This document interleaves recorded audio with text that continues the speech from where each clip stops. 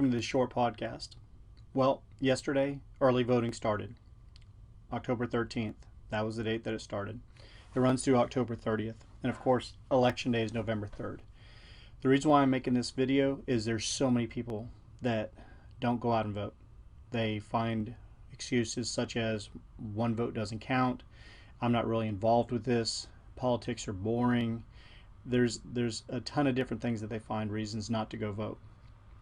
And you have a chance to vote, which is one of the biggest freedoms that we have here in the United States of America. You need to go vote for the respect of all those that were not allowed to vote for hundreds of years. You need to go vote because, thousands of people were turned away. Hundreds of thousands were beaten or stalked or had crosses burnt in their front yards or whipped or had threats of death or had actual death. And our excuse now is, well, I don't feel like standing in line. It's boring. It gets real old. It gets real old, people. I've been teaching about a quarter of a century, and the worst voting group is 18 to 25-year-olds. And they have a bit of an excuse. They don't know a lot about politics. They know basically what mom and dad have taught them. But they find it irritating. They find it boring. And I can understand that.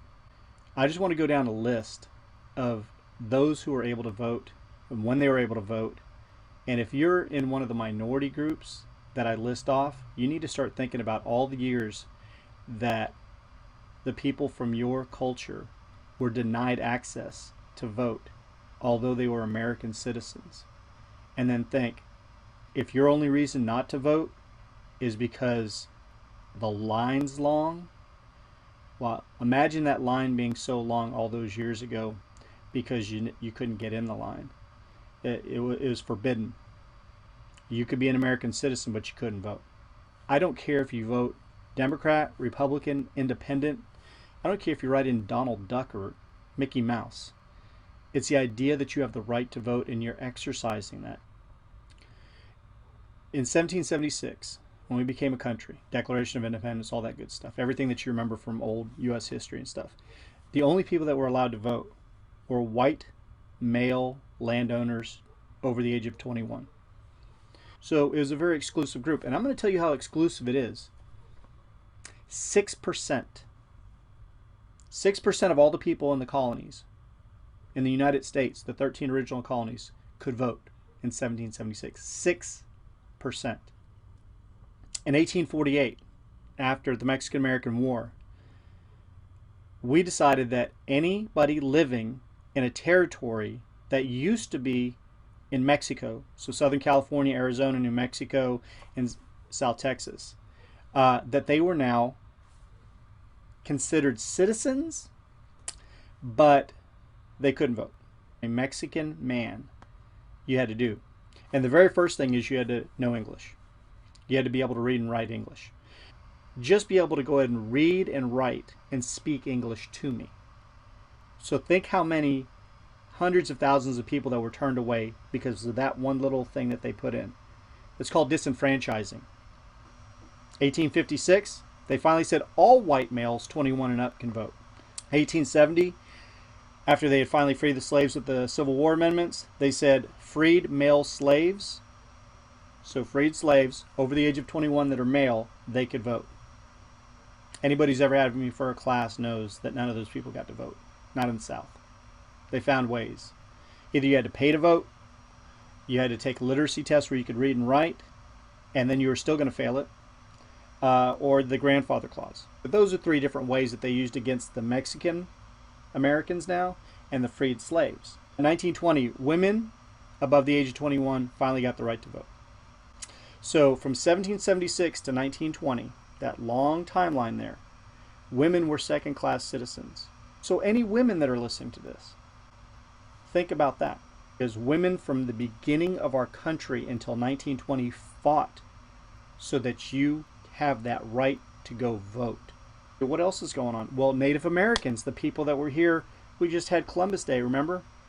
The people that were here originally that had their land taken away, and we had a genocide here where they were slaughtered by the millions, they were not made American citizens till 1924.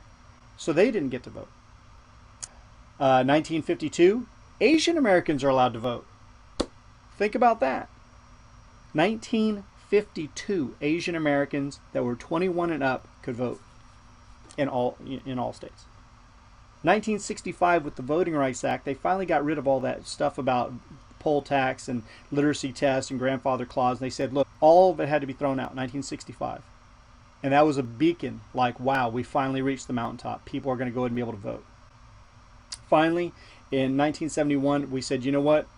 If we can send young people over to fight, primarily young men, they can buy alcohol, they can buy tobacco, they can fight and die. Why don't we let them vote?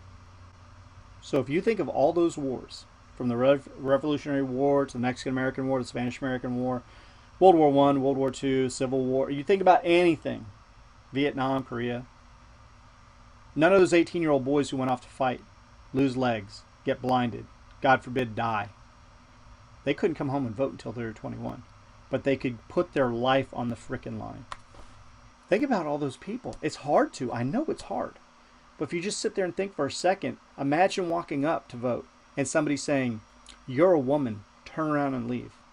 You're a Native American, turn around and leave. You're an African American, turn around and leave. You're a Hispanic, turn around. You're Asian, anything. It was a system set up so only certain people could vote, and it took all these years to break it down to where now we should all be able to stand in a line, go in and pick who we want to be a county judge, a sheriff, a governor, a mayor, a senator, or even the President of the United States of America. So I implore you, as another citizen, November 3rd is Election Day. You have until October 30th to early vote if you're a registered voter. Go out and vote. Do it for what America could be. And do it for all those who never had the chance to do it. So once again, please turn out to vote. Every vote matters. Not just because of an election win or loss, because it's out of the respect of all the people that never had a chance to vote at all. Love you all. I hope that you enjoy this. And I hope that you will like, subscribe, and share. And if you have any comments, please leave them. If you got any questions, I'm more than happy to answer them about voting. I just hope that you have a great day. This is Eric. Peace out.